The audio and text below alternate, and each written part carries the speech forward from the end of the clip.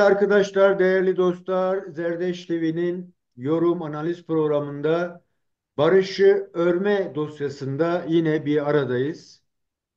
Bildiğiniz gibi ülkede bir henüz adı konmamış veya konulamamış veya eskinin devamı niteliğinde ikinci görüşme işte bir süreç değil, yeniden bir e, durum değerlendirmesi gibi ele aldığımız bir süreç yaşanıyor.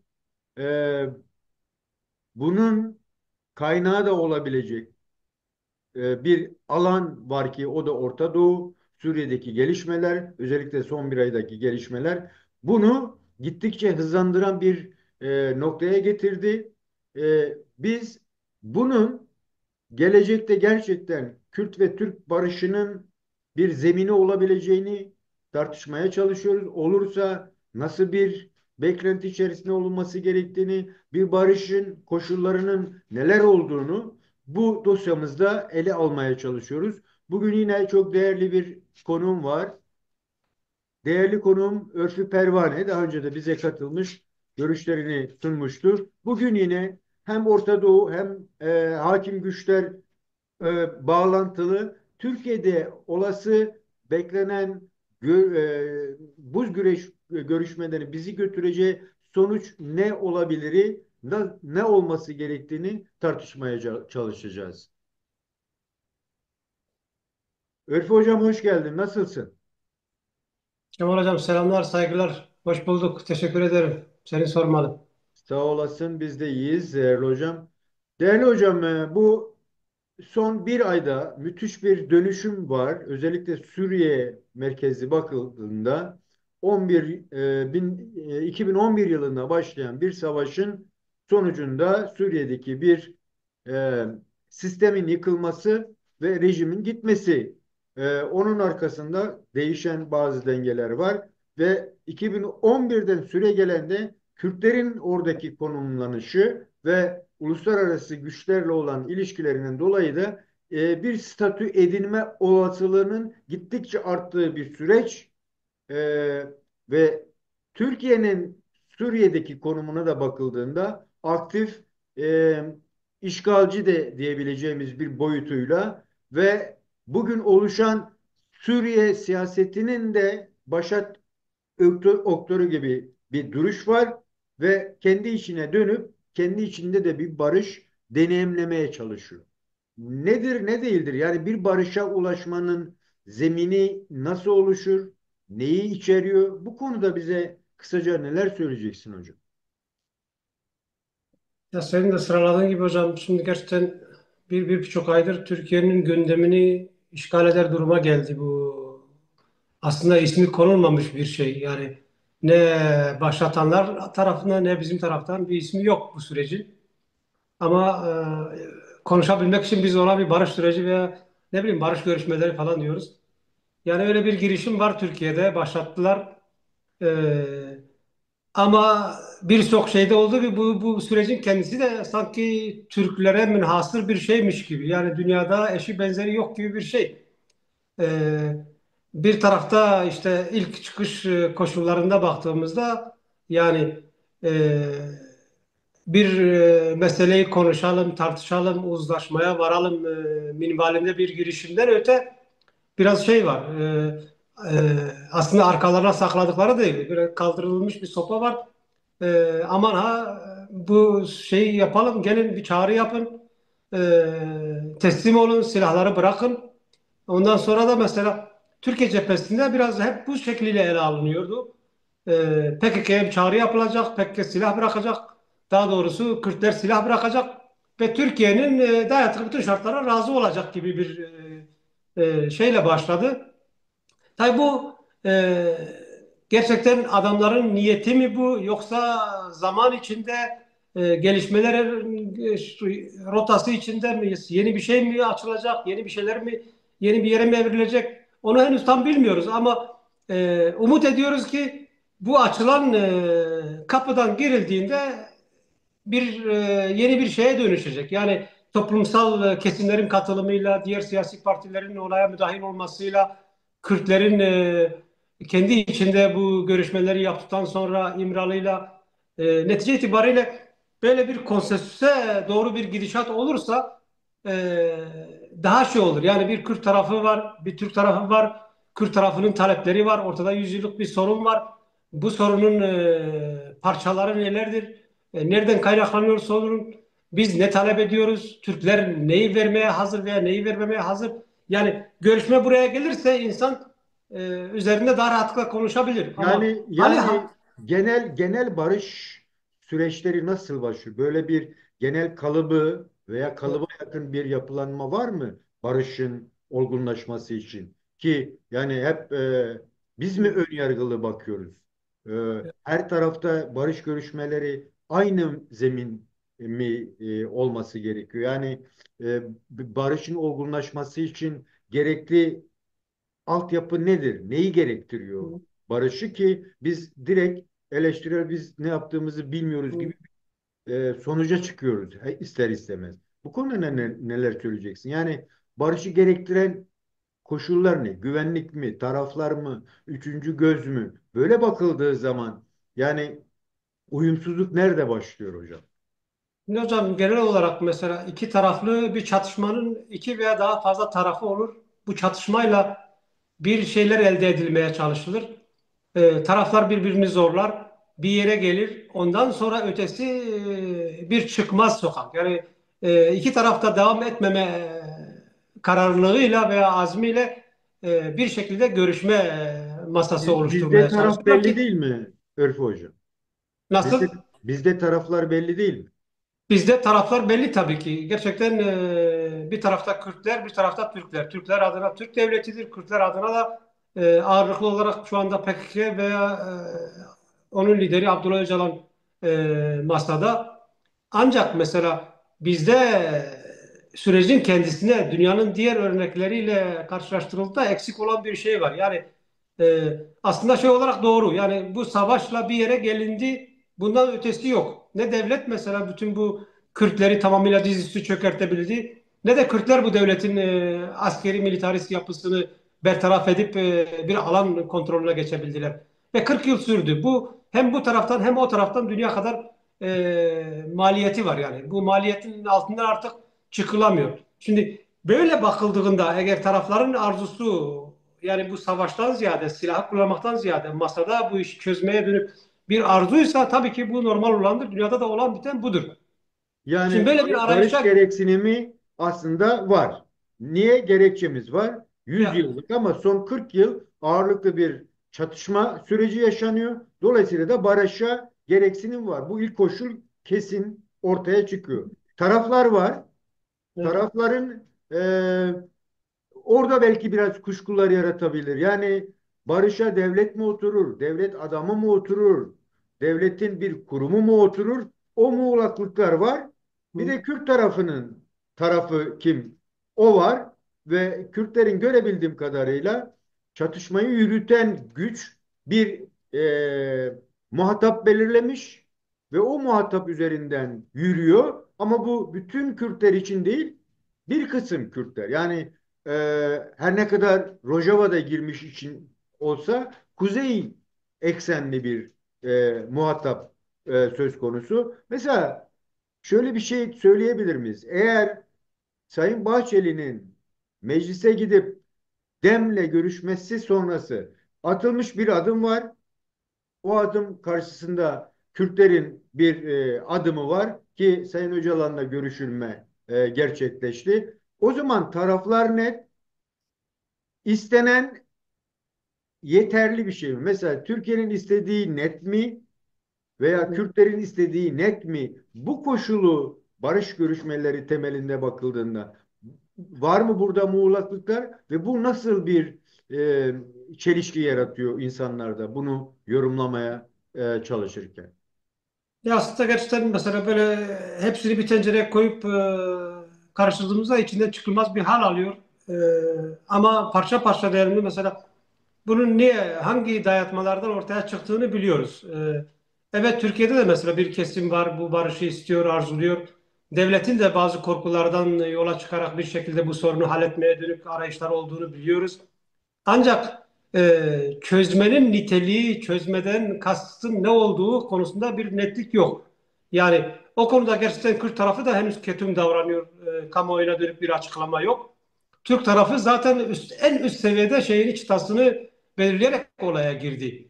Yani böyle bir düzeyde Kürt tarafının direkt ben bu şartlar altında böyle bir girişe e, böyle bir sürece girmeyeceğim deme şeyi de olabilirdi ama en kötü barış diye yani savaştan daha iyi ihtimaliyle Kürtlerin sürekli vurguladığı ve Kürt siyasi hareketinin sürekli vurguladığı haliyle bir kapı varsa oradan bir pencere açmaya çalışırız. Oradan bir nefes almaya çalışabiliriz. Veya kötü niyetli bir girişimse bile oradan biz daha iyi bir sonuç almaya dönük adımlar atabiliriz. Yani işi bozan taraf, istemeyen taraf olmaktan ziyade gerçekten karşı tarafın niyeti kötüyse bile biz buradan ne çıkarabiliriz, ne değiştirebiliriz? Yani o kötü niyetten de bir pozitif niyet çıkabilir mi gibi bir şeyle bakmak istiyorum. E, ama mesela gerçekten mesela o kadar elimizde çok bizim pozitif olmamızı gerektirecek veriler de halen yok.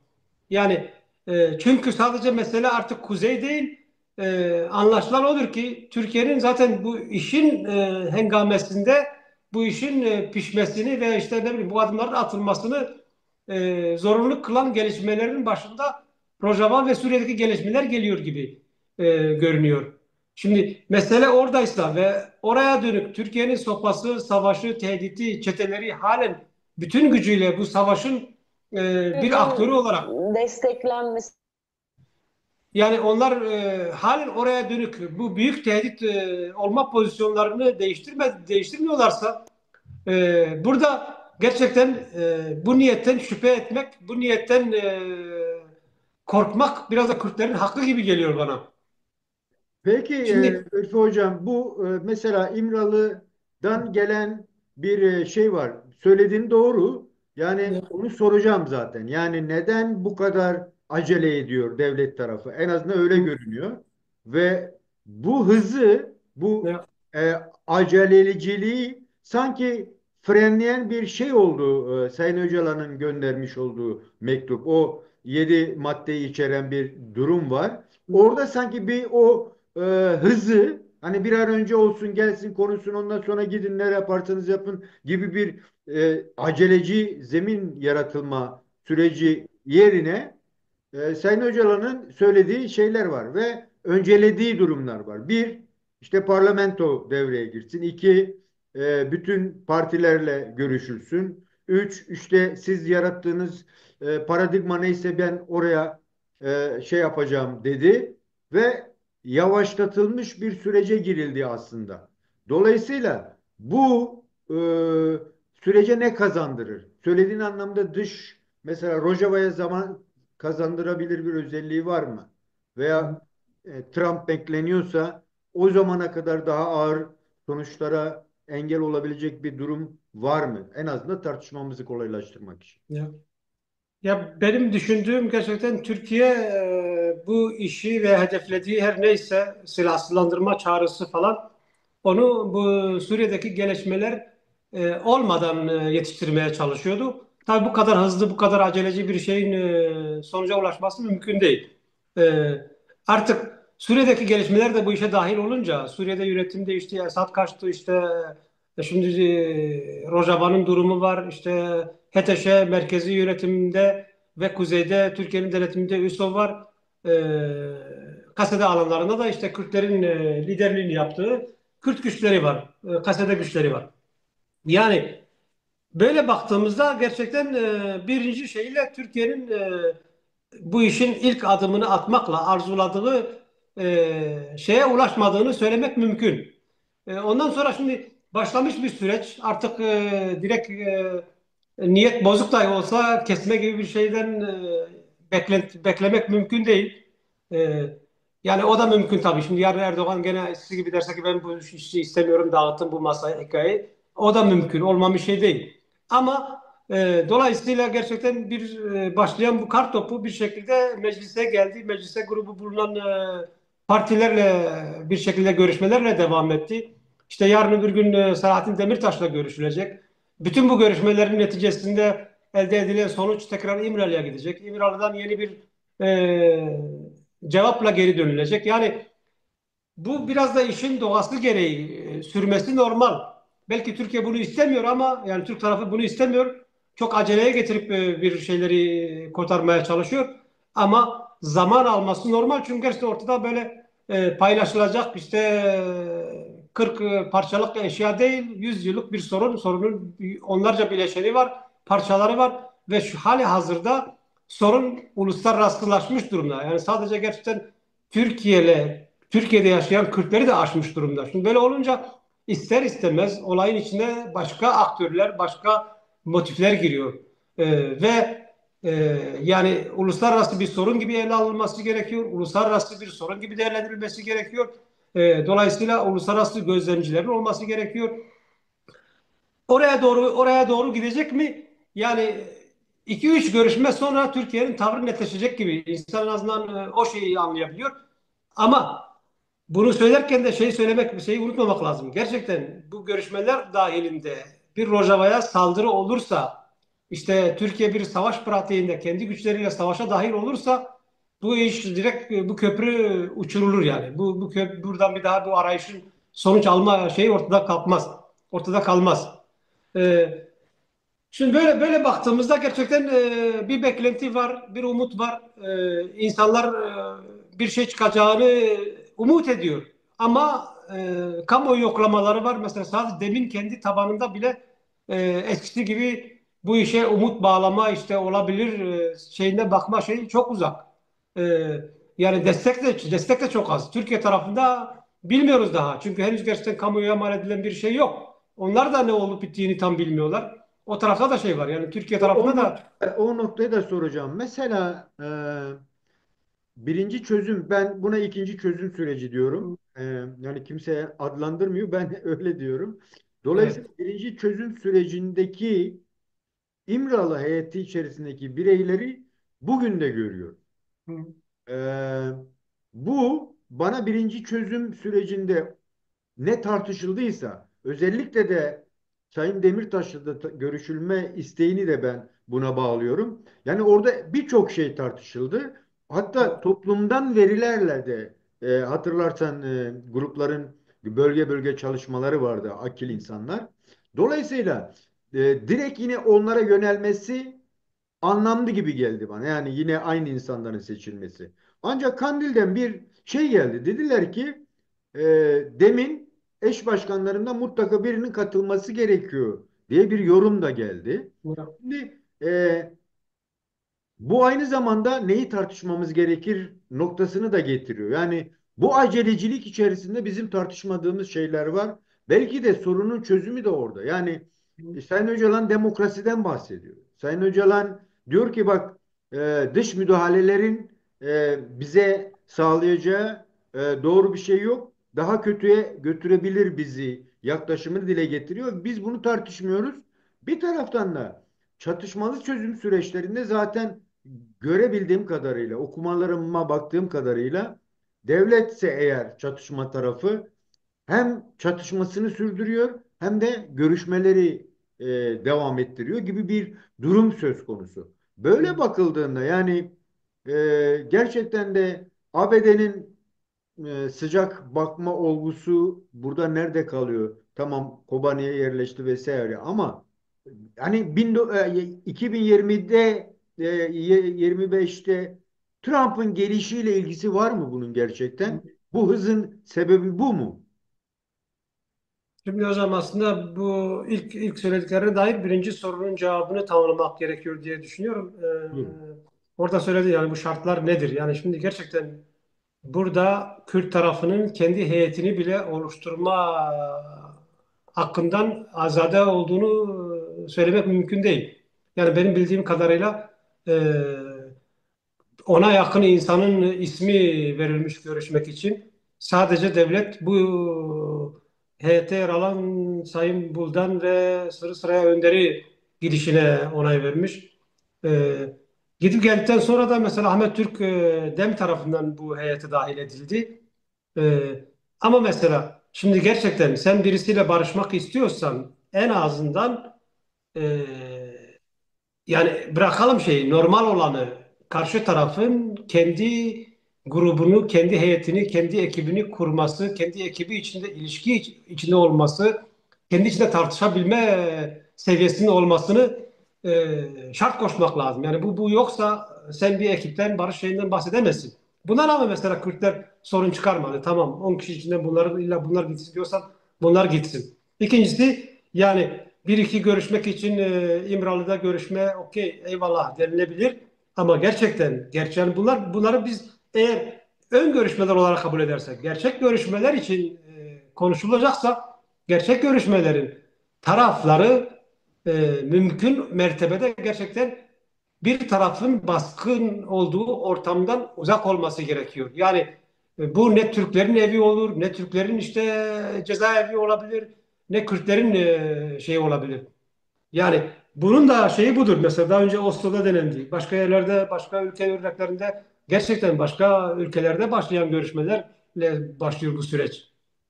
Şimdi cezaevinde olması, yani bir görüşmenin bir cezaevinin bir hücresinde oluyor olması başlı başına bir garabet. Yani bunu hadi kabul edelim diyelim bu ön görüşme. İlerisi için işte üçüncü, dördüncü görüşmede diyelim adımlar atıldı. Bunun bir şekilde tamamıyla düzeltilmesi gerekiyor. Bu düzeltilmezse bunun ismine halen barış diyemeyiz, barış görüşmesi halen diyemeyiz. Yani bir heyetten söz edilemez. İkincisi, birinci 2013-15 arasındaki süreçten biliyoruz. Gerçekten İmralı'da mesela yürütüldü o görüşler. Görüşmelerin içinde yer alan heyetteki insanlar açıkladılar. Yani Sayın Öcalan'la işte diyelim Sayın Selahattin Demirtaş tek başına iki kelime konuşma ortamından yoksunlar. Veya Hatip Dicle mesela diyelim. Ama bunlar Kürt tarafı, birisi PKK'nın lideri, diğeri işte diyelim legal siyasetin lideri ve bunlar devletle bu işi çözmeye çalışan bir masada, bir ortamda konuşacaklar. Ve sen bu insanların en ufak kendi aralarında iki cümle kurmasına müsaade edecek bir ortam yaratmıyorsan bu barış ortamı değil. Bu barış görüşmesinin de ortamı değil. Yani günümüzde de biraz durum ona benziyor. Sen diyorsun ki kimin gideceğine ben karar veririm. Benim hapishanemde görüşürsün. E, hedeflediğim nihai hedef de baştan belli. Benim hedefimin dışında sana bir hedef belirleme şeyi de koymuyorum. Şimdi bu tamamıyla bir dayatmadır. Türk tarafı ne yazık ki gerçekten böyle dayatıyor, böyle bakıyor. Yani belki Kürtler değil de böyle bir şey mesela diyelim başka iki ulus arasında olsaydı bu pozisyona itelemeye çalışılan ulusun temsilcileri direkt derdiler ki biz böyle bir görüşmeye yokuz. Biz bu işte bu adımlara gelmeyiz. Bu bir dayatmadır. Dayatmayı kabul etmiyoruz. Eğer görüşeceksen, ortada bir sorun olduğunu kabul ediyorsan, bu sorun çözmesine yanaşıyorsan, bunun da medeni ölçülerle halletmek istiyorsan bunun yolu yordamı bellidir. Bizi bir taraf olarak tanıyacaksın. Bu tarafın kendi hareket alanı, hareket özgürlüğü olacak. Bizim de hedefimiz olacak, senin de hedefin olacak. Gerisi masada oturur konuşuruz. Başka güçler gelir, başka hakemler gelir, bizi dinler. Ondan sonra gerçekten sorunumuzun şeyi nedir? Onu neticelendiririz. Şimdi Bu Kürtler noktada aklıma bir şey geldi. Bu evet, sanıyorum Çeçen liderdi. veya Hatırlıyorsan şey neydi e, adamın ismi ya? yan yana duramayız. Karşı karşıya oturmamız lazım Evet. şeklinde bir şey Ya getirin. Şimdi yani o bundan küçük bir formalite ama gerçekten mesela şey olan da odur. Şimdi bazen mesela bu şeyde fotoğraf veriliyor. Diyelim Güney Kürdistanlı yöneticilerle Türk yöneticiler görüşme, diplomatik görüşme yapıyorlar. Yani orada medyaya yansıtılan fotoğraf bile çok iğrenç biliyorsun. Yapılmaması gerekiyor. Aslında tarafsan bir bölgenin, bir devletin heyetini karşılıyorsan eşit şartlarda olmak zorundasın. Onunla da o saygıyı göstermek zorundasın. Bu saygıyı göstermeden insanın elini sıkamaz. şimdi Ya, buradan hareketle şöyle bir şey söyleyebilir miyiz? Yani belki Kürtlerin öbür e, çözüm sürecinde uygulanan yöntemlere belki uyumsuzlukları var. hı, Kürtlerin özel konumundan kaynaklı bu. hı, Dolayısıyla dikkatimi çeken başka bir şey var. Pek tartışmadığımız. Yani e, devletin öne çıkarmaya çalıştığı ve tap noktada belirlediği bir talebi var. Silahı hı, bıraktırmak. Hatta en son Sayın Cumhurbaşkanı'nın e, ya gömersiniz yahut da biz silahlarla beraber gömeriz gibi Ya. çok üstenci bir Hı. tavıra rağmen bu Kürt toplumunun, yani sağcısıyla, solcusuyla, muhafazakarıyla, e, demlisiyle, bilmem nesiyle kale alınmadığını ve sadece bir sorun var, orada bir örgüt var.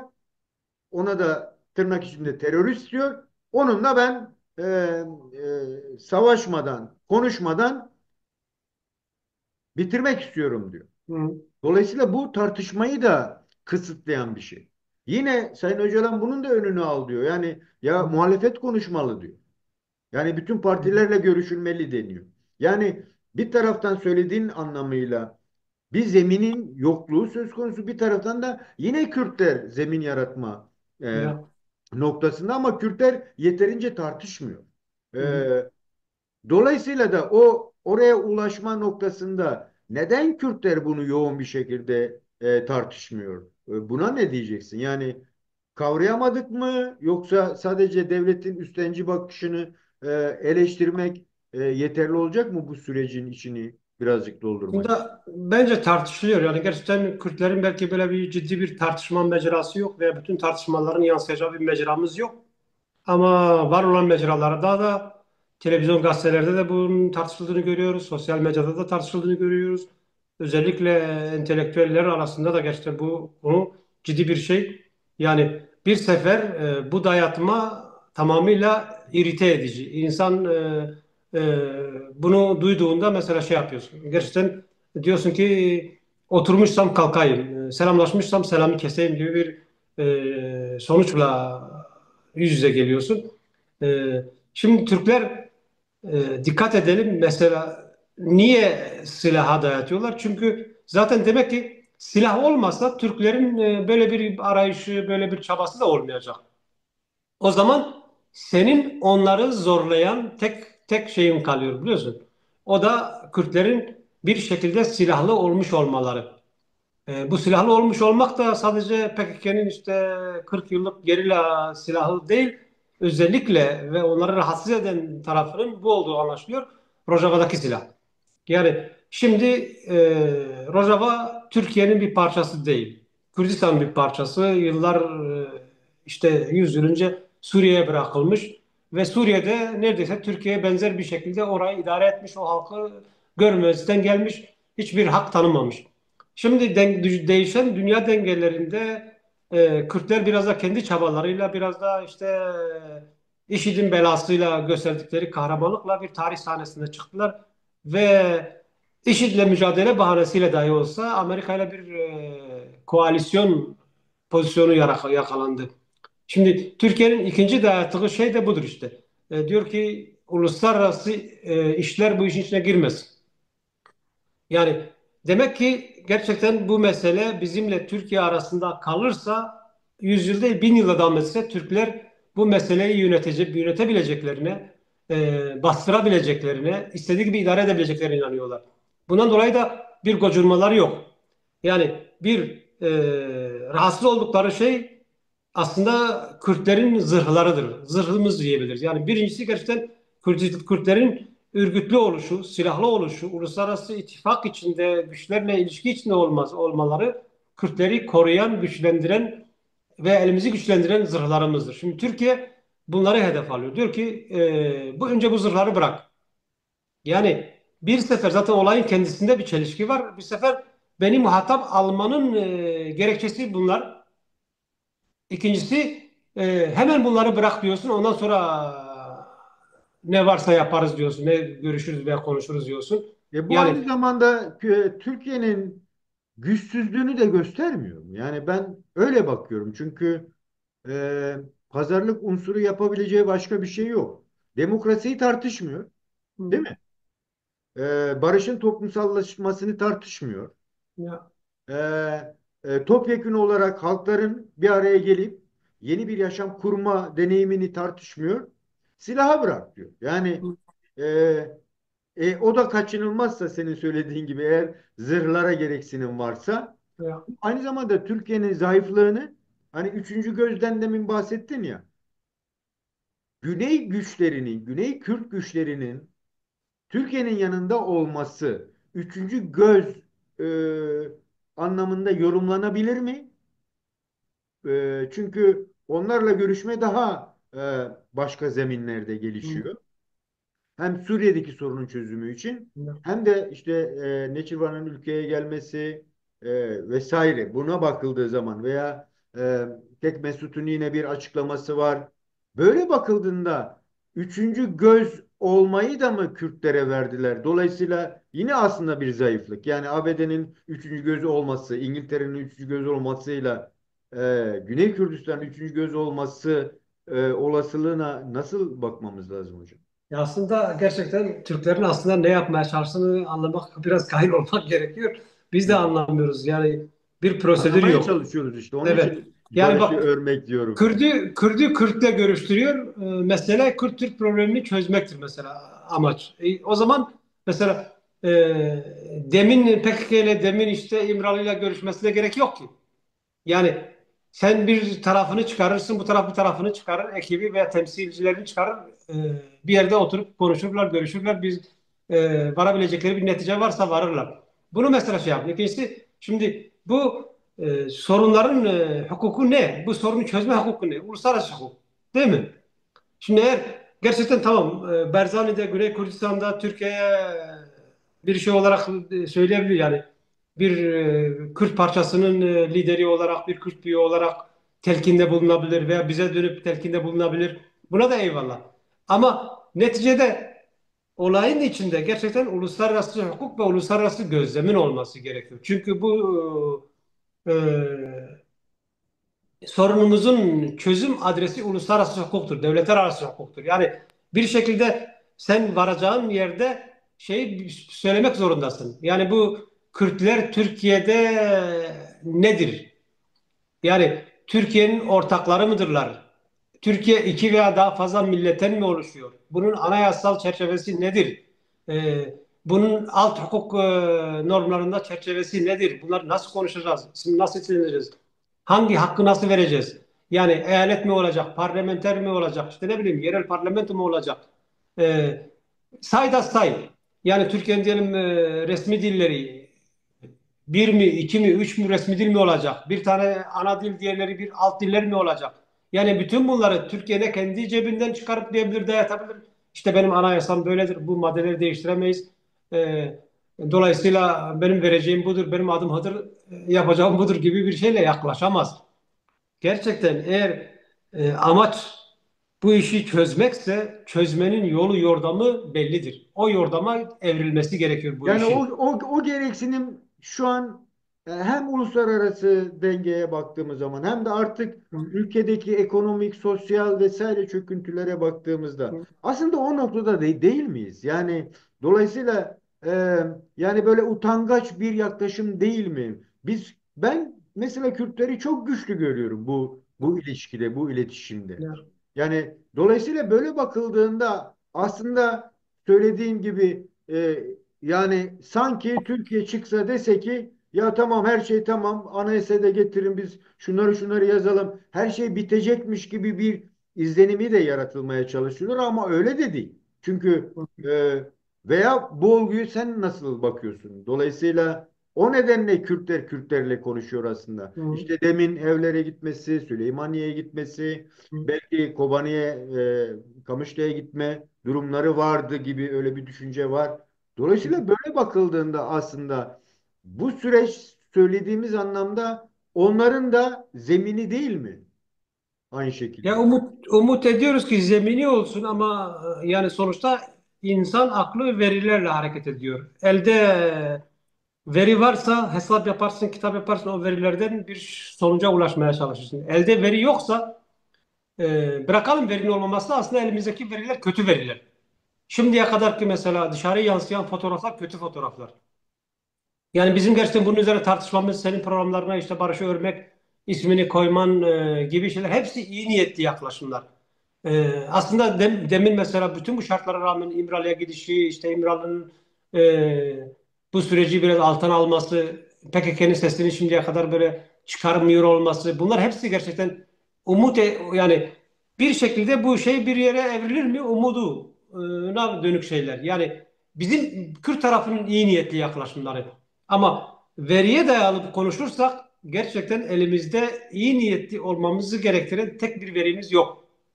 Yani 2013'te yine bir şekilde bir taraftın, bir şekilde ismin zikrediliyordu, bir şekilde e, yani bir aşama aşama bir şeylerden bahsediliyordu.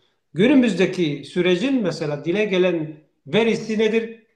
Ya silah bırak ya imha ol. Şimdi eğer yani şimdi biraz önce sordun ya Türkiye bu kadar güçlü mü diye ve Kürtler şimdi daha güçlüdür diye yorum eklediniz. Yani Türkiye'nin özellikle PKK'nın çıkışıyla 1984'ten günümüze kadar askeri anlamda, toplumsal anlamda siyasetiyle işte yasalarıyla gerçekten bir tek yapmadığı bir şey var. Bir şehri veya birkaç şehri toptan bombalamak. Onun dışında Türklerin yapmadığı, kullanmadığı yöntem, kullanmadığı özel savaş kalmadı. Şimdi Türkler bizi neyle tehdit ediyor? Demek ki bütün bunları aşan bir şeyle tehdit ediyorlar. Tüm bunları aşan şey ne olabilir? Yani kendi hegemonyasının sınırları içinde bulunan Kürdistan şehirlerini bombalamakla mı tehdit ediyor? Yani soykırımla mı tehdit ediyor? Yoksa vurgu Rojava'ya mı dönük? Ben buradaki Rojava'daki bütün güçleri siler süpürür müyüm? Yani dolayısıyla aslında kastedilenin Rojava olduğunu kabul etmemiz gerekiyor. Çünkü kuzeyde gerçekten uzun bir süredir silahlı bir varlık zaten yok. Veya işte Türkiye'yi rahatsız edecek düzeyde bir silahlı varlık yok. Dolayısıyla bu sonuçtan yola çıkarak bizim bütün bu mesajların, bütün bu hekamenin Rojava'ya dönük olduğunu bir şekilde kabul etmemiz gerekiyor. Şimdi eğer bu barış hikayesinin temel argümanı Rojava üzerine dönüyorsa o zaman gerçekten zaten temel bir hata var. Yani biz Kuzey Kürtleri Rojava'ya dönük bir karar alma şeyinde olmamamız lazım. Rojava Kürtlerinin ve Rojava yapısının kendi muhatabı Şam'dır, Suriye'deki diğer aktörlerdir. Ondan sonra Türkiye'yi ilgilendiren kısmı nedir? Türkiye'yi ilgilendiren kısmı Türkiye kendi şeyinden bakıyor, kendi bekasından veya kendi gelecek perspektifinden bakıyor. Diyor ki oradaki Kürtler bu küçük nüfusla bu pozisyonu yakalarlarsa ben kuzeydeki Kürtleri eski pozisyonda yönetmeye devam edemem. Yani Türklerin Kürtlerin buradaki bu iyi niyet yaklaşımı veya Sayın Öcalan'ın devreye sokulması, işte Sayın Kobani'nin sürekli biz Kürt halkıyla düşman değiliz, biz sürekli görüşme talebi yapıyoruz demesi, ne bileyim Kürtlerin kendi arasındaki iç barışının önünün açılma istek ve arzusu aslında yine Sayın Öcalan'ın bahsetmiş olduğu Türklerin ve Kürtlerin dışında sanki gelişen bir şey var.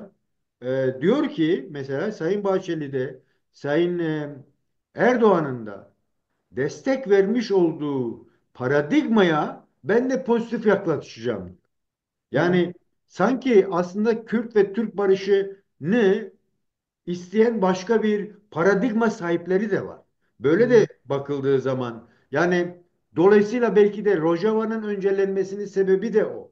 Çünkü paradigmayı oluşturan diyor ki Rojava bizim denetimimizde. Sen buralara karışma. En azından ben öyle hı hı. düşünüyorum yani. Evet. Ama bir taraftan da ona da diyor ki git Şam'da istediğini yap. Biz öyle görüyoruz en azından. Ama öbür tarafta diyor ki bak senin istediğin olmayacak.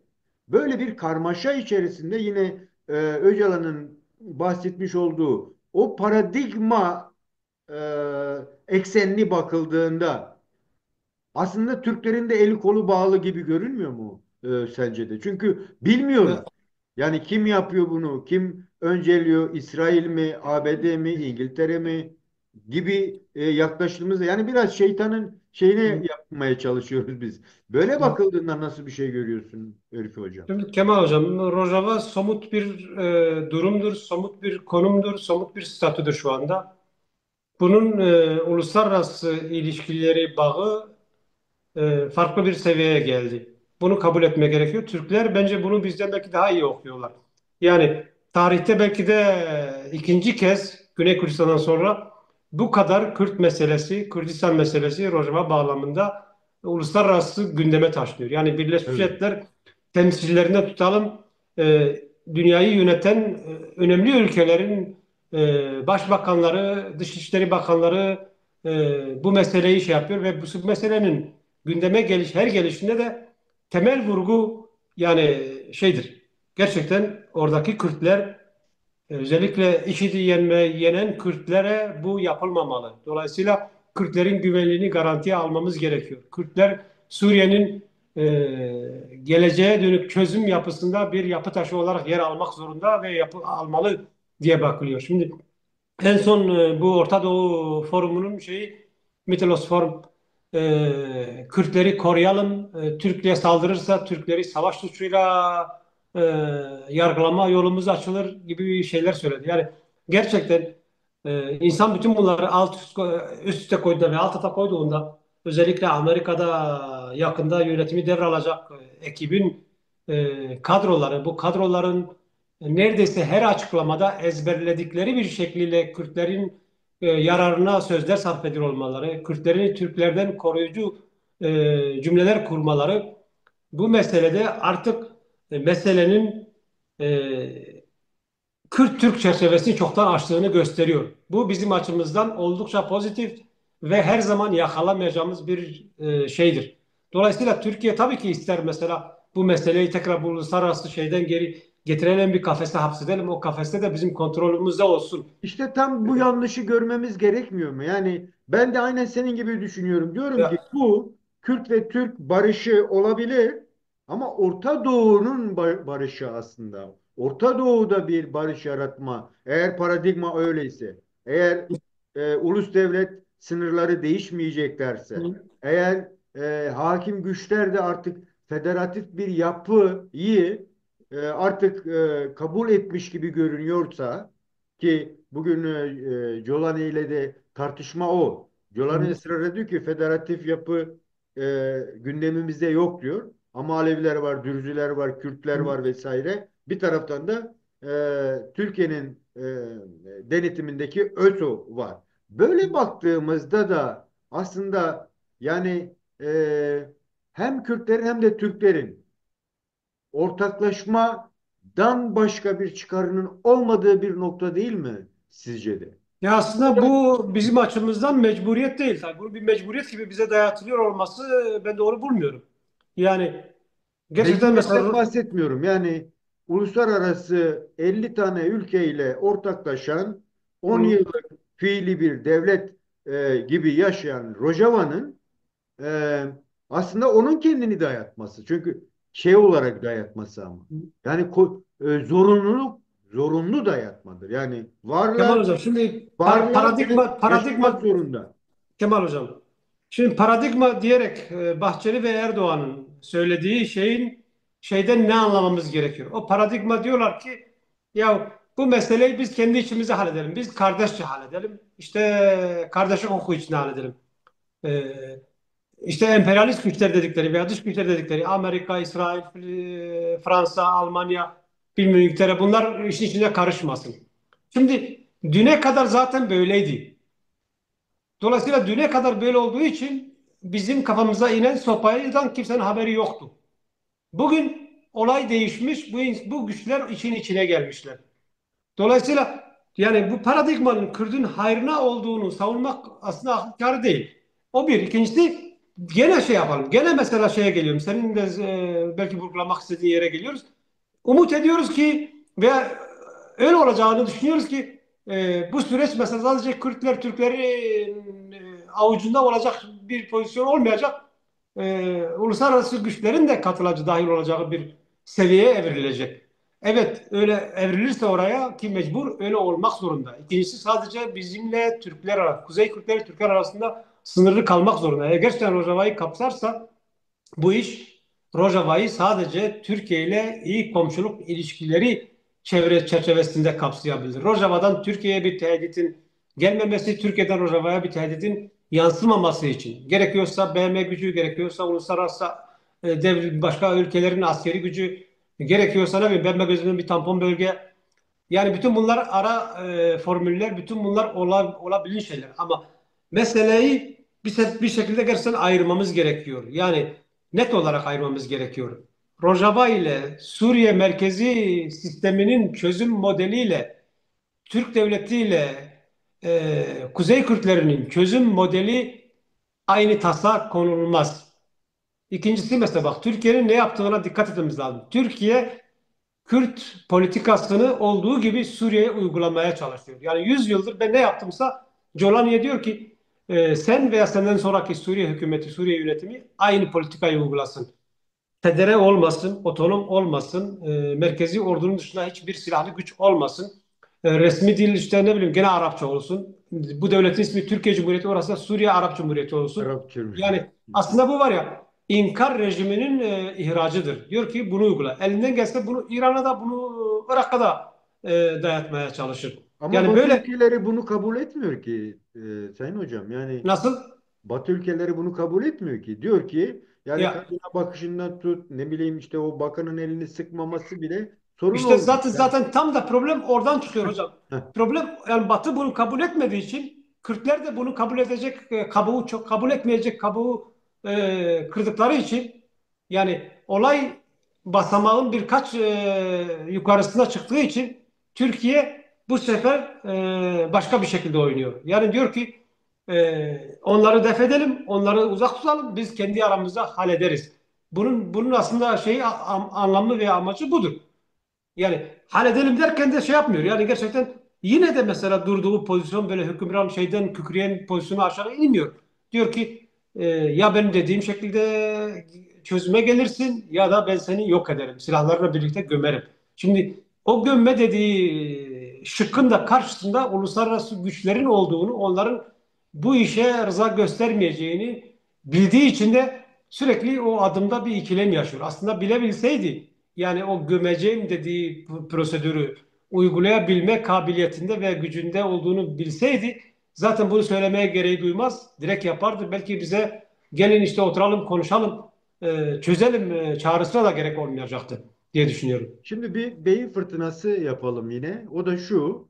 Aslında kendi başına başarmak istedi. İşte bir dolu biliyorsun en son işte bahara kapatıyoruz gibi hani pençe kilit davası vardı ya. Hatta yine Kürt güçlerine dayanarak yani Güney Ya. Kürdistan topraklarına dayanarak bunu yapmak istedi. Ama olmadı. Ama gün geldi uluslararası dengenin atacakları adımların olgunlaşmasının zemini de gerçekleşti. Bütün Türklerin ben öyle bakıyorum en azından. Türkiye'nin bütün böyle oyun bozucu değerlerine rağmen. Yani e, Kürtler de 100 yıllık bir mücadelelerinin sonucunu almak adına çok büyük adımlar atmış oldu. Hem güneyde hem de Rojava'da. Tam bu noktada aslında egemen güçlerin dolayısıyla da Orta Doğu'yu bugün şekillendirmeye çalışan güçlerin artık bir sorununun kalmaması gerekiyor. Onlardan biri işte terör tırnak içinde tanımlanmış grupların artık terör kavramıyla tanımlanabilecek bir alanın olmaması gerekiyor. O da işte projeler bilmem şu bu falan diyebiliriz. Dolayısıyla yani Jolani'nin de başında 10 milyon dolar var. Diyelim ki Sayın Bayık'ın veya Karayılan içinde geçerli ve Kürtler bir güç Rojava'da. Türkiye habire bastırıyor. İşte ben terörle uğraşıyorum. Senin üyenim, NATO üyenim. Onlar da diyor ki yani bir şekilde var. Öcalan'ın öne çıkarılmasının e, gerekçelerinden biri de bu olamaz mı? Yani beyin fırtınası yapalım. Sayın Öcalan çıkıp da böyle bir şey yaparsa senin de söylediğin gibi. Zaten eğer gerilla yoksa Kuzey Kürdistan'da değil mi? Niye silah bırakmasın ki? Ama Ya. Rojava'yı zorlaması orada sorun yaratıyor. Dolayısıyla egemen güçlerin bu ön açıcı durumunu biz sadece Türkiye aldatıyor, işte yine Kürtleri aldatacak temelli düşünmenin yerine Kürtlerin biraz daha önünü açmak için mesela hani işte biz yüklenmemiz gerekmiyor mu? İşte artık Kürtlerin PKK'nın şeyden çıkarılması gerekiyor. Ki eğer Jolani ile gidip Almanya, Fransa bilmem kim görüşüyorsa PKK ile de görüşebilmeliler. Eğer PKK'nin Rojava'da böyle bir gücü ve sayı varsa e, listeden çıkarılması için çaba gösterilmesi gerekiyor Kürtler tarafından. Böyle bakıldığında da yani bu bir zorunluluk değil mi bu başlangıç? Ya Yani mesela Kürtlerin Kürtler bugün gerçekten kuzeyde böyle bir yaşayan bir başlan. Kürt'e artık kimse diyebilir mi? Ya sen Kürtçe konuşamazsın, Kürtçe eğitim hakkın yok diyebilir mi? Ben diyemeyeceklerini tahmin ediyorum. Buyurun.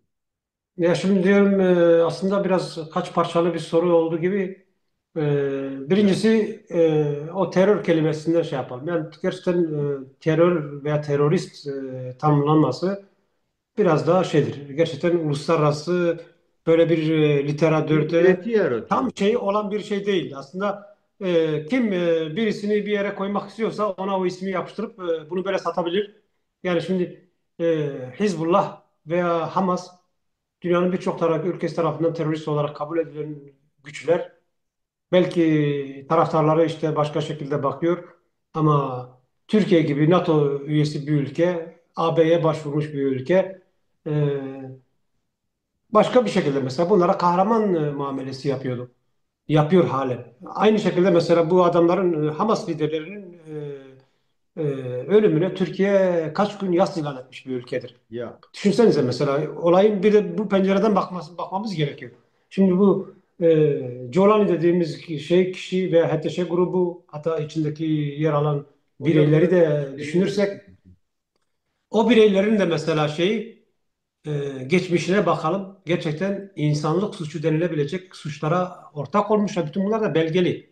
Yani Colani'nin kendisi Musul emiriyken Şengal olayı yaşanmış.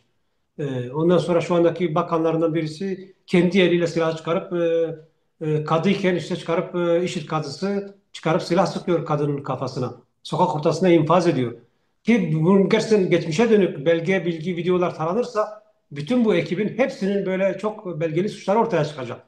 Buna rağmen mesela şimdi bu IŞİD şimdi Şam'a geçti. Şam'a sultan oldu diyelim.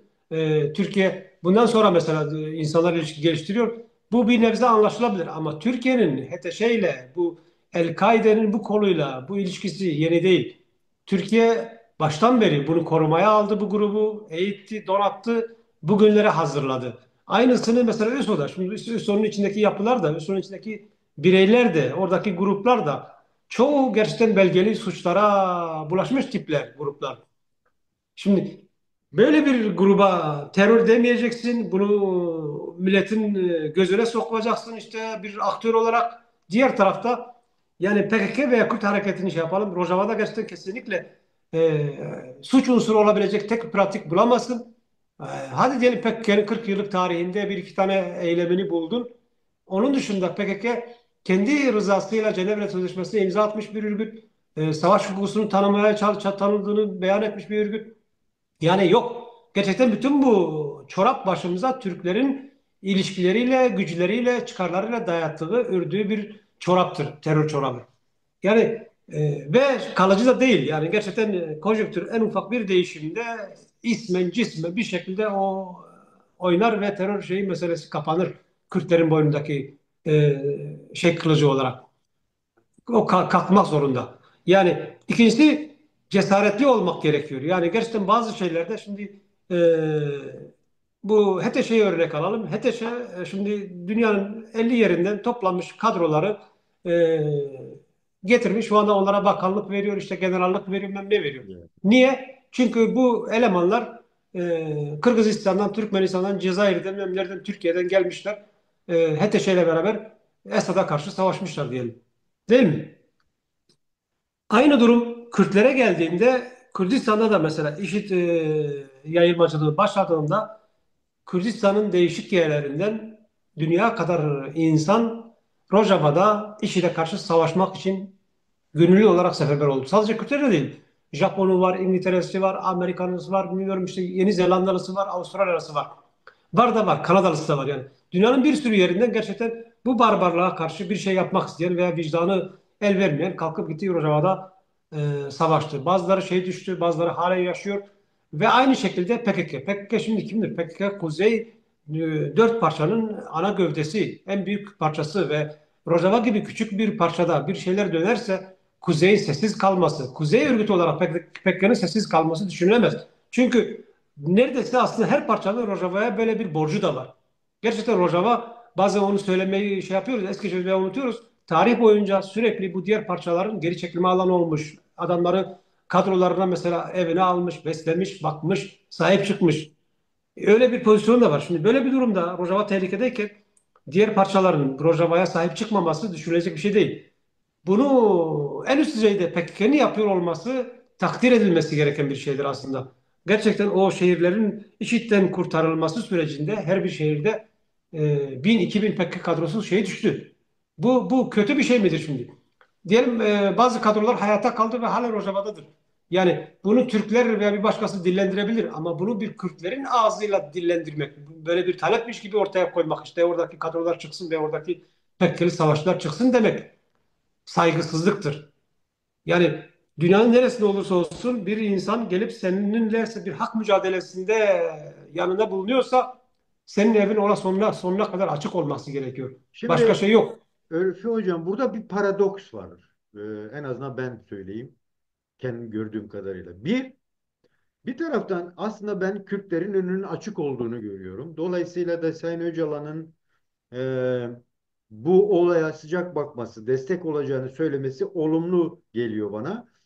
Teklifin Türkiye'den, yani Sayın Bahçeli'den gelmesi çok ilginç. Bu sürecin en ilginç boyutlarından biri. E, Dolayısıyla çözülmek istenen bir durum. Ve o çözüm sürecinde de e, görebildiğim kadarıyla Türkiye Kürtlerin bir kısmıyla e, yani metazori, işte silahı göm, çek git, ne yaparsan yap. Bir tarafıyla da seninle yürüyebiliriz. Yani onlarla aynı zamanda uluslararası dengedeki güçlerle de ortaklaşmayı düşünen bir yapı içerisinde. Sen, yani sadece Türkiye demiyor ki Rojava'daki PKK'liler ayrılsın. Enekese de diyor. İşte zaten ben ne demek istedim o yani. Türkiye'nin Sayın demesini Barzani insan de hadi öyle anlar. diyor. HTŞ de öyle diyor. HTŞ dediğin gibi Türkmenistanlı veya Türk kökenli bir komutanına şey yapıyor. En üst düzeyde general yapıyor. Ama bırakın Rojava'dan, senin söylediğin dışarıdan gelenlerin, Rojavalı olup PKK'li olanların da oradan çıkmasını istiyor. Ve bunu Enekese de istiyor. Yani dikkat edersen son Rudav görüşmelerinde ısrarla şey soruyor. Ya ne istiyorsunuz sorusuna bir türlü cevap alamıyor sunucu. Yani Dara. Yani burada böyle bir ilginçlik de var aynı zamanda.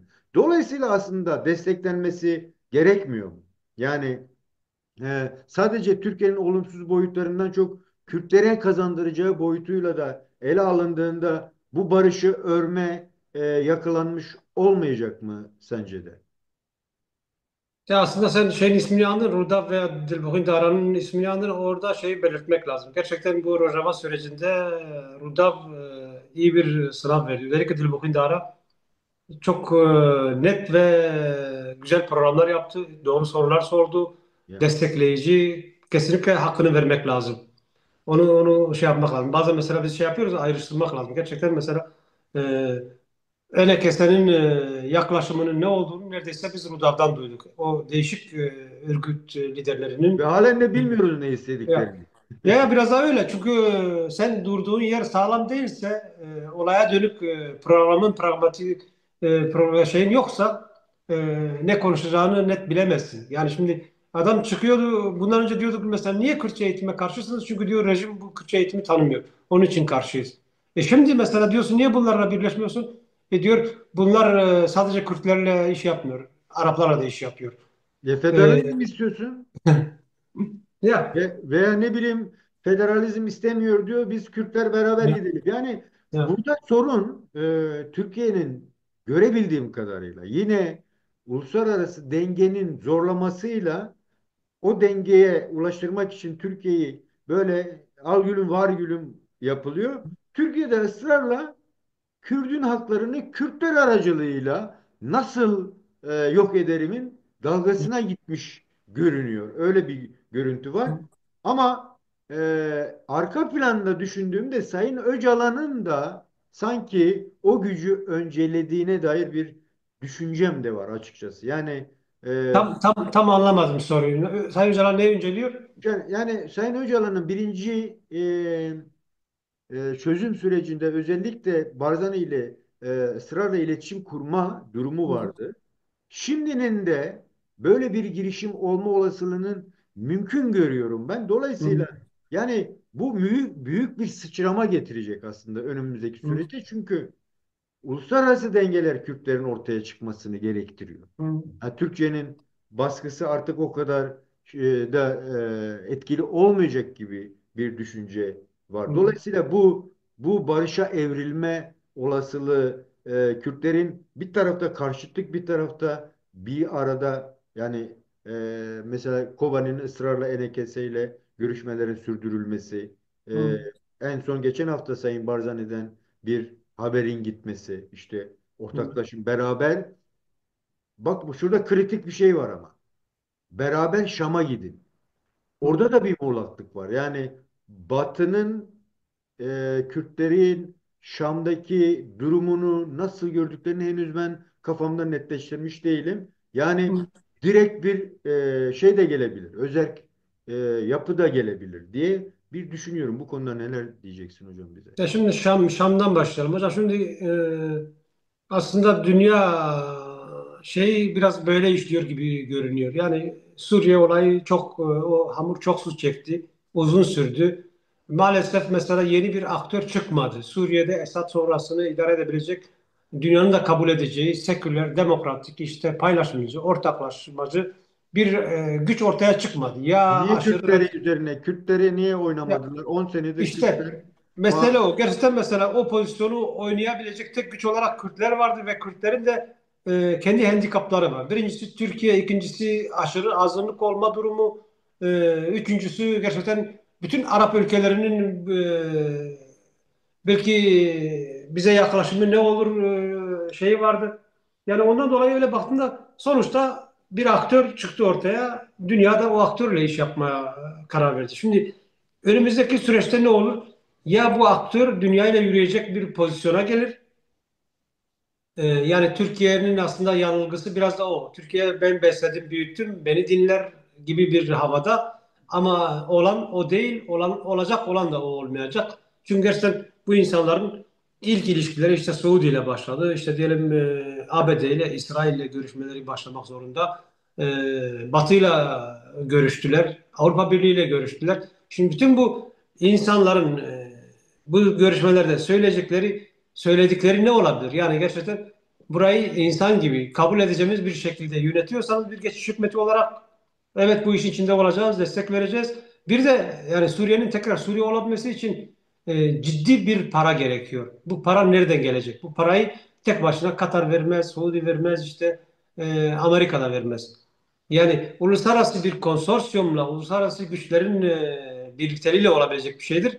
Türkiye'de burada sadece bu işleri yapabilecek taşeron bir şey oynayabilir. Yani Türkiye tamamıyla HTŞ'yi kontrol edeceğim, işte HTŞ ben dediğimin dışına çıkmayacak.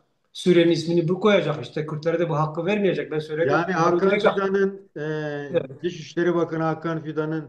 girişimleri çok da anlamlı değil mi sizce? Yani biz yapmıyoruz ama siz yapın. Siz Ya, yapmayacaksanız biz gireceğiz Rojava gibi yaklaşımlar da var dikkat edersen. evet, HTŞ bir örgütken, İdlib'e sıkışmışken Türkiye ile ilişkilerini o çerçevede tutmuş olabilir. Tamamıyla bir emir memur bir ilişkisi olmuş olabilir. Ama ortaya çıkan durumdan itibaren artık o ilişki olmaması lazım, olmayacak da. Resim de onu gösteriyor. Yani şu anda mesela Fransa'da görüşmelerin çözüm şeylerini başlama durumu var.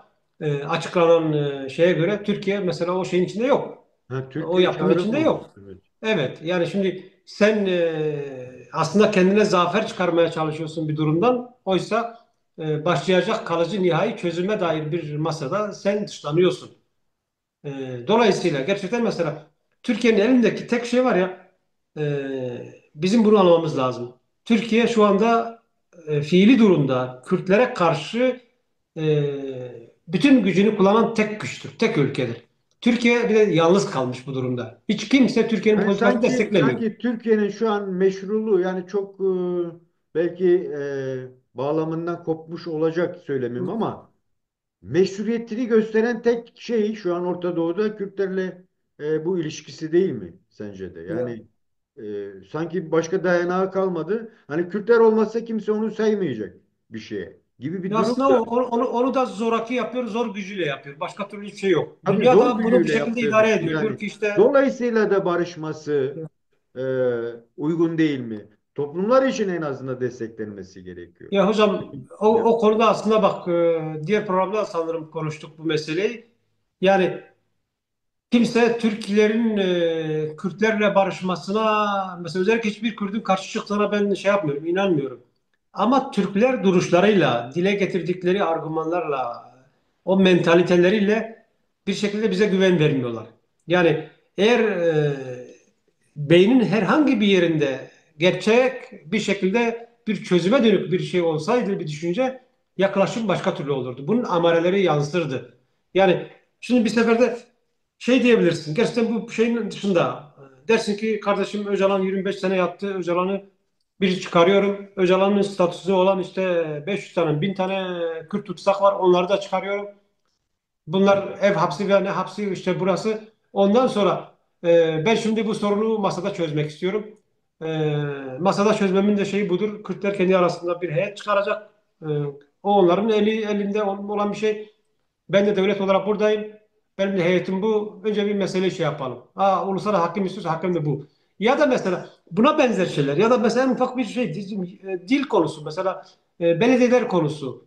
Yerel yönetim konusu. Mesela bu konuda bir adım atarsın. Dersin ki bunu yaptım. Ondan sonra devamını da konuşarak halletmek istiyorum.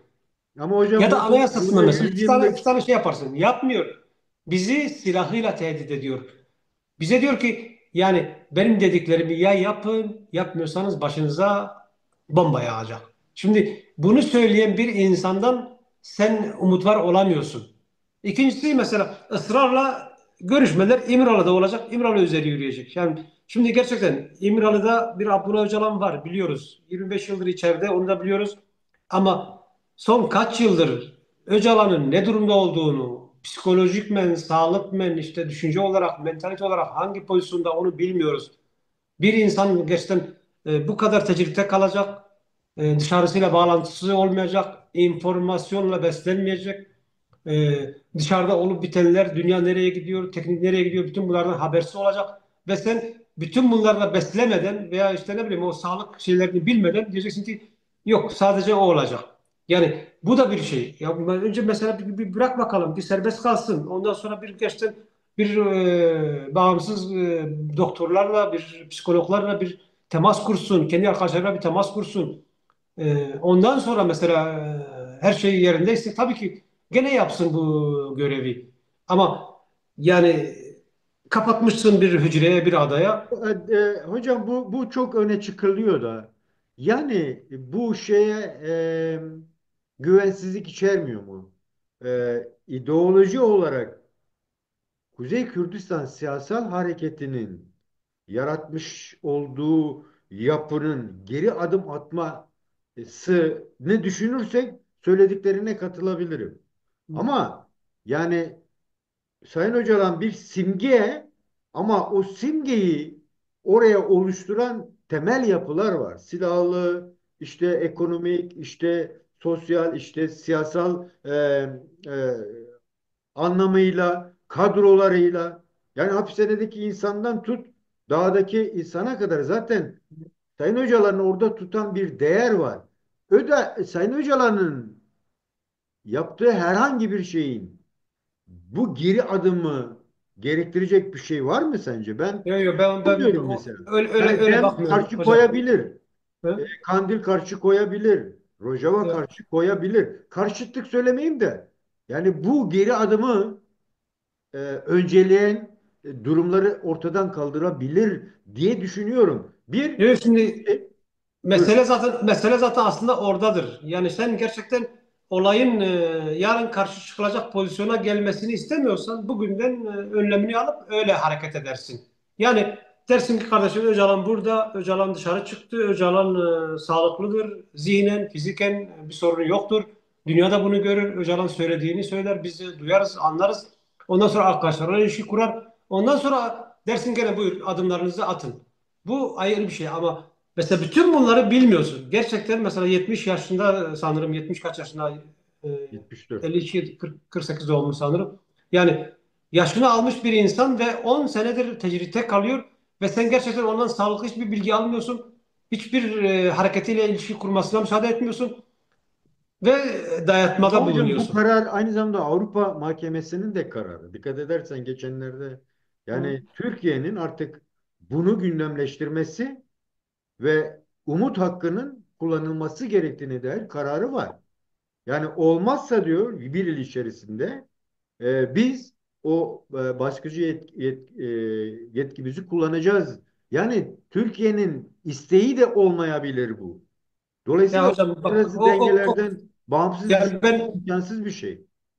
Ben hukukçu değilim ama mesela oradan anladığım, hukukçuların da anladığı şeydir. Bak Amerika'da da öyle bir şey var.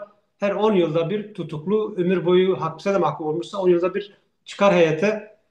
Heyet onun iyileştiğine veya topluma zarar vermeyecek duruma geldiğine inanırsa salı verebiliyor. Şimdi istatistik olarak baktığında heyetlerin olumlu yaklaşım gösterdiği kaç kişi var? Şimdi Türkiye'de şu anda idam 36 sene mi 30 sene mi? Yani 30 senesini bitiren insanların çıkması gerekiyor. Ama yüzlerce Kürt tutuklu sürekli bir sene, iki sene, üç sene uzatılıp ondan sonra bırakılıyor. Ve halen de bırakılmayan var. Çünkü değişik bir şeyle yok hücre cezası aldı, yok disiplin cezası aldı diye bırakılmıyor içeride kalıyor.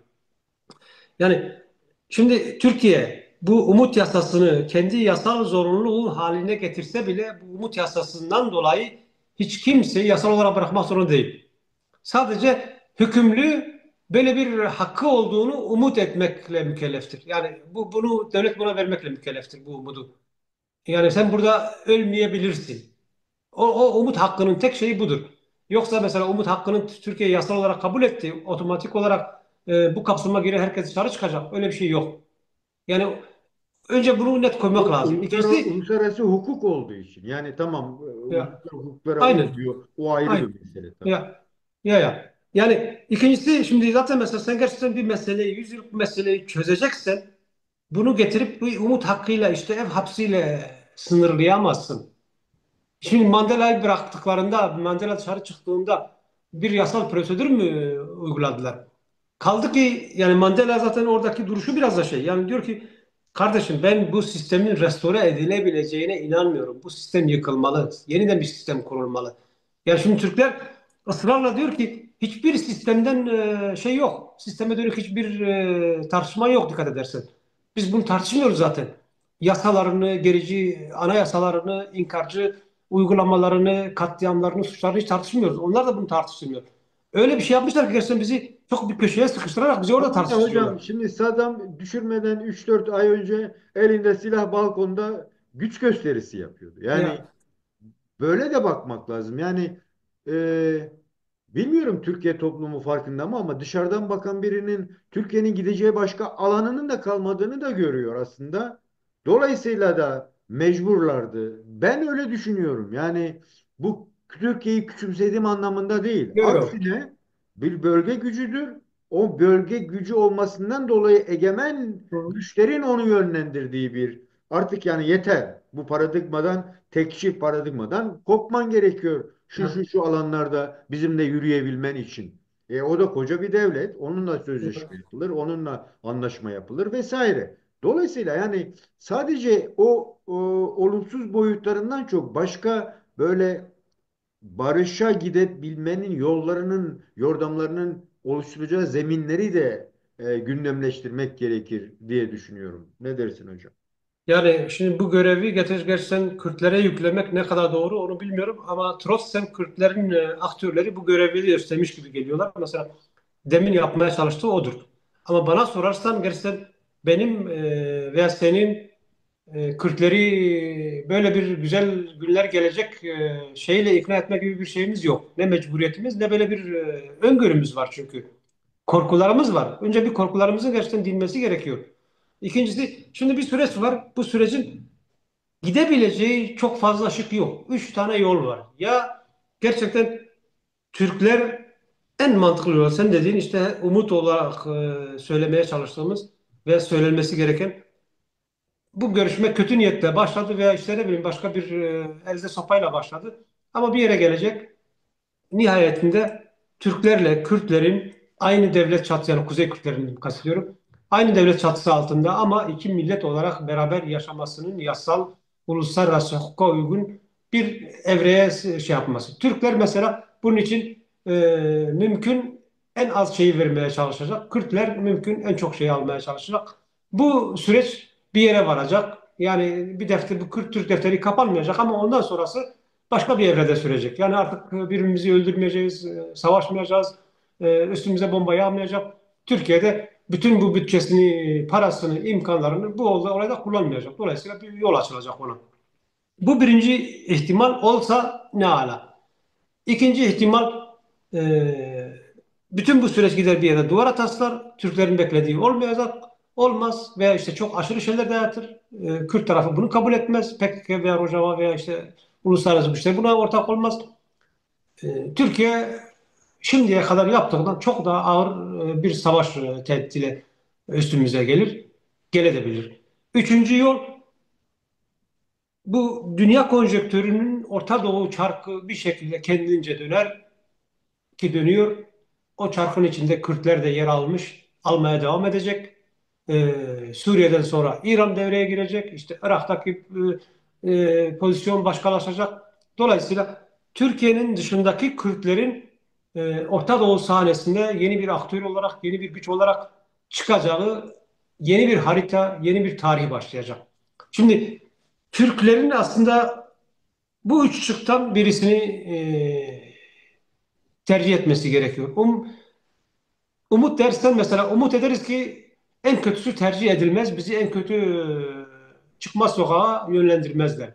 Umut ederiz ki mesela Türkiye'nin içinde de aklı başında insanlar var yönetimde veya siyasette veya entelijansiyalarında başka şey söylerler. Ama gerçekten Türkiye'nin aklının yani Türk siyasi aklının nasıl çalıştığına şey yapmak istiyorsak mesela onların aktörlerine bakmak lazım. Ne diyorlar? Ya da onların mesela bu akıl hocaları onların dünya algısı nedir? Mesela Banu Avar gibi tiplerin mesela şeyine Erdoğan'ın akıllı nasıl işliyorsa insan görüyor. Mesela o nasıl bakıyor dünyaya. Dünyada hegemon birkaç tane aile var, büyük birkaç tane ülke var. Onlar bütün derdi Türkiye'yi küçültmek, işte Türkiye'yi birinci Osmanlı'yı yıktıkları gibi Türkiye'yi yıkmak, bilmiyorum işte ondan sonra tarihe yeni bir şey çıkarmak, Kürtleri çıkarmak, Türkiye'yi parçalamak. Yani dolayısıyla Türkiye her zaman şahlanmaya hazırdı ama sürekli ayaklarından tutan bir Batı veya Hristiyan medeniyeti var. İsrail'i başımıza bela etmişler. Böyle bakıyorlar olaya. Ve Yani maalesef e, bu bakışta sadece değerli aşağıda hocam. değil yani. En üst seviyede var. Şöyle bir şey de var ama yani şey noktasında sana katılıyorum. Yani sanki bütün yük Kürtlerin üzerinde. Evet. Zaten Kürtlerin üzerinde olmak zorunda. Kürtler bu mücadeleyi veriyor ama devletin dikkat ediyorum e, her şeyi demle ilişkilendirmesi senin bu haklı çıkışını da gerekli kılıyor. Yani Kürtler olmamalı çünkü devlet sanki kendine bir şeytan arıyor. Ve o şeytanı da yarın öbür gün toplumda işte biz denedik, biz yapmak istedik, olmadı düşüncesini yaygınlaştırmaya çalışıyor. O nedenle Kürtler yine çok konuşmalı. Yani şunun için konuşmalı kardeşim. Yarın öbür gün sen anayasını değiştirmen gerekiyor. Bak işte dem yapmadı onun için yapmıyoruz. Emekle ilgili kanunları çıkarman gerekiyor. Onu yapmıyorsun diyorsun ki işte onlar böyle bir şey yapmadığı için. Yani her şeyi Kürt sorununa bağlamaları e, şeytani bir düşünce gibi geliyor bana. Dolayısıyla Kürtlerin de bunu bilerek sürekli öne çıkmaları gerekiyor. Yani Kürtlerin bu talepleri uluslararasılaşmış bir durumda. Sadece sizinle ilgisi yok. Siz olsanız da hükümet olarak olmasanız da bu bir süreklilik kazanacaktır. Dolayısıyla mesele sadece Kürtlerin yani mesela şu soru soruluyor diyor ki yani diyelim ki Sayın Öcalan gitti ve parti de kabul etti onu. Biz silahları bıraktık. okey kardeşim ne yaparsanız yapın dediğinizde açlık bitecek mi? Ekonomik sorunlar bitecek mi? Hukuksuzluk bitecek mi? Böyle bir olumsuz algı da var, dikkatini çekerim. Hı, Yani dolayısıyla da bizim yine umutlu ve olumlu bakmamız gerekmiyor. hı. Ne dersin bu noktada? Vallahi sen hep beni umutlu bakmaya zorluyorsun. Yani şimdi gerçekten Kürtlerin diyelim bak Suriye'de azınlığız. Biz istesek de istemesek de yani elimize ne gelse biz bütün Suriye'nin dünyaya bakış açısını 40 yıllık veya 400 yıllık geçmiş bilincinin silinip işte yeni bir seküler dünya bakışı kazandıramayız. Türkiye'de de öyle. Yani biz gerçekten kendi bahçemizden biraz bakmamız gerekiyor. Yani biz Kürtlere dönük bir şey söyleriz. Kürtlere dönük bir akıl şeyi geliştirmeye çalışırız. Yani e, gerisi onların mesela yönetim sorunu, ekonomik sorunu, toplumsal çöküş sorunu onların hepsi kendi sistemlerinin yan ürünü olarak ortaya çıkmış şeylerdir. Ben Yani bu buna da sistemi bu katılıyorum. şey Yani iki ayrı sınır olsun, buna evet derim yani. ya, Ama ya, İstanbul'da 5 milyon Kürt varsa, ya, Ankara'da 1 milyon Kürt varsa, Mersin'de hatta Kürtler Kürtlere kızıyor. Niye gidip Diyarbakır'a yatırım yapmıyor da Kürt iş adamı? Gidiyor Bodrum'a yapıyor. Hani kapitalistçe düşünmediği için tabii. ya. Kapitalizm oraya gitmek isteyecek tabii. Diyarbakır'da kime ne satacak? O ayrı. Yani böyle de bakıldığında aslında bir şekilde o karşıtlık düşüncesinin biraz daha ötelenmesi gerekmiyor mu? Eğer barışı öreceksek biz. Yani Türkiye'de STK'ların, ne bileyim bilim adamlarının, aydınların buna, onların da önünü açacak bir şeylerin yapılması gerekmiyor mu? Ya hocam şimdi mesela bak benim elimde bir şey yok. Senin elinde de bir şey yok. Yani şimdi elinde bir şey olan DEM'dir, PKK'dir diyelim aktörel olarak e, Demirtaş'tır diyelim PKK kadrolarıdır ve Öcalan'dır. Şimdi bu insanlar bak bütün bu saydığımız program boyunca konuştuğumuz olumsuz durumlara rağmen mesela bu cenahtan hiç bunu işte masayı deviririz böyle batsın böyle bir masa kimse diyen yok. Evet. Ama bizim mesela birey olarak gerçekten veya bu sürecin izleyenleri olarak bizim çekincelerimizi dile getirme gibi bir zorunluluğumuz var. Tabii ki. Gerçekten mesela risk varsa risk var demek lazım. Tuzak varsa tuzak var demek lazım. Ha bu onlar tuzağı görmüyor değil. Bir şekilde gerçekten aşağıdan yukarıya doğru bir basıncın da oluşması lazım. Yani kendi yapına da basınç uygulayabiliyorsun. Şey değil. Yani dolayısıyla mesela bizim söyleyeceğimiz kendi arkamızdaki, kendi yanımızdaki insanlarımızı etkiliyor. Bizim söyleyeceğimiz Türkiye toplumuna yansıması yok zaten. Onlar kendi toplumunu kendileri ikna etmek isterse ikna ederler. Türkiye tarihinde aşağıdan mesela yükselmiş bir demokratik güzellik dalgası yok. Aşağıda bir şey değiştirmek istiyorsa onu da yukarı söyler, aşağısı buna uyar. Yani yoksa başka türlü açıklanamaz diyelim birinci barış sürecinde e, devletin işin içinde olduğunun resminin verilmesiyle %78'lere kadar destek yükseliyor. Devlet içinde değilim dediği anda Kürtleri vuralım, kıralım, öldürelim gibi bir şey öne çıkıyor toplumda. Onlarda da mesela bu türlü çekinceleri olan, şüpheleri olan şey var. Aslında biz kendi açımızdan korkuyoruz. Onların şey ne demek ki? Kendi şeyine korkan tipler vardır. Mesela bazıları politika olarak, bazıları işte bu işin rantını almak için bir şeyler söylüyor. Ama bir sürü insan da gerçekten ortada olup biten nedir, ne olacak, bu nereye gidecek korkusunu yaşıyor olabilir. O onların sorunu. Kendileri aralarında bunu hallederler. Yani bizim onu çözme, oraya müdahale olma, onları ikna etme gibi bir şeyimiz gerçekten yok. Ama kendi tarafımıza, kendi kitlemize, kendi ulusumuza çünkü burada arkamızda ve yanımızda 40 yıldır bu işin acısını çeken insanlar var. Bu insanların mesela tek tek hepimiz bu işin içindeyiz, bu işin bireyleriyiz. Hepimizin yarası var, hepimiz mağduruz. Dolayısıyla mesela biz gül dağıtamayız aslında. Gül dağıtan tamam pozisyonuna gelen insanlar da olabilir. Benim mesela birinci barış sürecinde en üstünde durduğum Kürt heyeti adına ortaya çıkanların neden bizi ikna etmeye çalışıyor? Bizi ikna etmesi gereken gerçekten devlettir. Devlet o resmi bize verecek. Devlet vermezse biz umutlar olamayız. Devlet o resmi verecek bir de gerçekten pratiğiyle de kanıtlayacak. Yoksa başka türlü nasıl şey yapabiliriz? Nasıl umut verebiliriz? Yani barışı ben sen öremiyoruz. Konuşuyoruz, tartışıyoruz. Riskini, olumlu tarafını olursa ne güzel olur, olmazsa ne kadar kötü olur. Onu konuşabiliriz. Ama gerçekten bizim söylediğimizin ne Bahçeli tabanı üzerinde ne Erdoğan tabanı üzerinde bir etkisi yok. Kürtler bir şekilde bu hakları ellerinden alındığı müddetçe A örgütü yerine B örgütü, B örgütü yerine C örgütü çıkarlar. A hareketi yerine B hareketi, o hareketler sürekli hak arar. Yener yenilir veya uzun sürer az sürer ama sorunun kendisi ortada olduğu müddetçe bu işler olmak zorunda. Çünkü işin doğası budur. Şimdi e, ne diyecektim? Yani adamlar karar verip yapacaklarsa ellerini tutan yok. Ama mesela benim mesela bireysel olarak gerçekten benim adıma devletle muhatap olacak heyetin benim adıma talep edebileceği maksimal şeyi talep etmesini arzularım. Bunun olması için uğraşırım. Tamam bunu hem devlet üzerinde baskı oluşturmak için toplumsal bir basıncı olarak şey yapabilirim. Ama aynı şekilde benim temsilcim sıfatıyla ortaya çıkan her kimse o temsil ederim ki buraya kadar. Bunun aşağısı yok, bunun yukarısına ne elde. Kemal Hocam aslında isimler bazında konuşmanın şeyi yok ama eğer o isimleri de sana devlet dayatıyorsa ona da karşı çıkman gerekiyor.